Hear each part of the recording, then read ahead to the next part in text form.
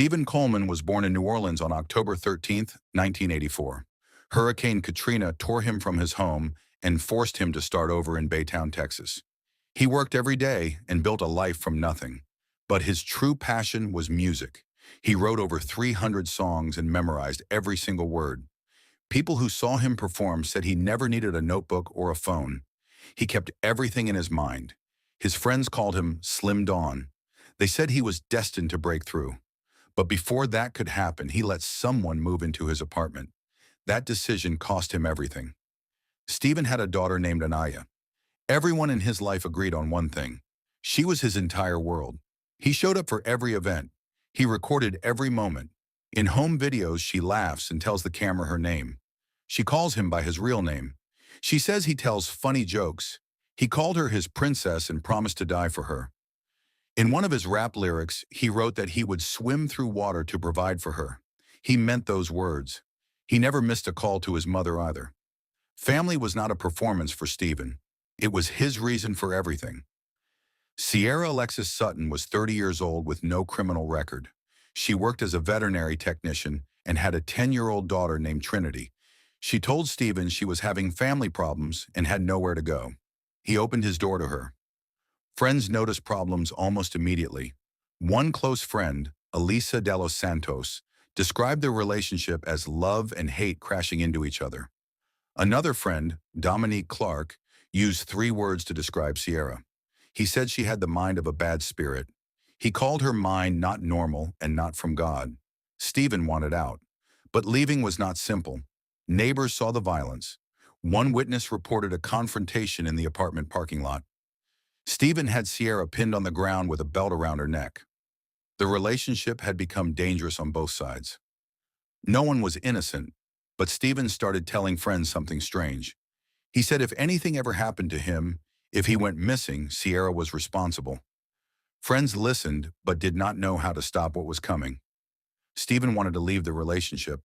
According to those same friends, Sierra refused to let him go. She was not willing to lose control over him. Then came August 16th. On the night of August 16th, 2017, Stephen came home from work.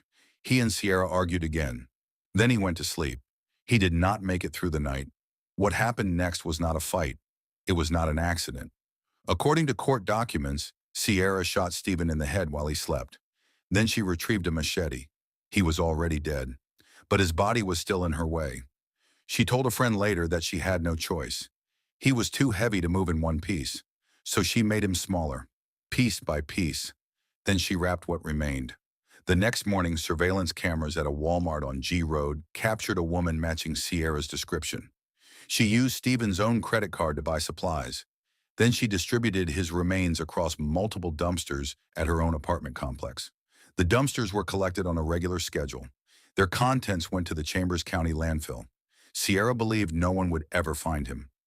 2 days later, she walked into the Baytown Police Department and filed a missing person report. She told officers Stephen had left to look for his daughter. She acted worried.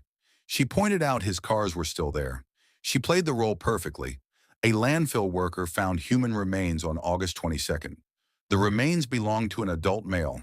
Investigators could not immediately identify him, but they had a missing person report for a 32-year-old man from Baytown. The timeline matched. Then Hurricane Harvey arrived. If that torso had not been found before the storm, it would have been buried under tons of debris.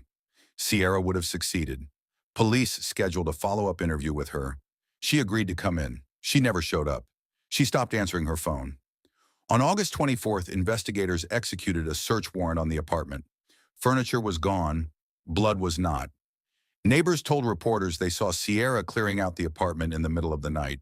She moved furniture with other men. She tried to sell some of Stephen's belongings to people in the complex. Then she crossed state lines to Marrero, Louisiana, the same state Stephen had come from. There, she told her best friend what she had done. Then she told her brother's girlfriend. Witnesses said she was calm, no guilt, no tears.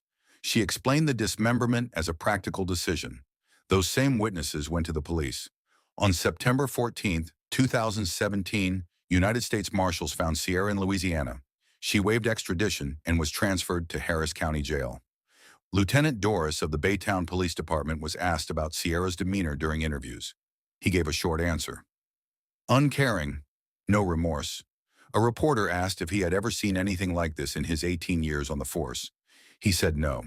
This was a first for him and for every detective on the case. Sierra never officially confessed. She gave investigators information that placed her in the apartment at the time of the murder. Then she stopped talking. Everything else came from the people she had confessed to in Louisiana. In February 2019, she was convicted of murder. The judge sentenced her to 45 years in prison. Cora Coleman, Stephen's mother, visits his grave every month. She has not missed a single month since he was killed. She had to bury only what was found.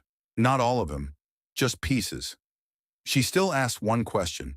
How did no one hear a gunshot in that apartment complex? The apartment had an open floor plan, no walls separating rooms, yet no neighbor reported any sound that night. That question was never answered. Sierra is serving her sentence in Gatesville, Texas. Stephen left behind 300 songs, a mother who never stopped showing up, and a daughter named Anaia, who still has videos of her father. Rest in peace, Slim Dawn,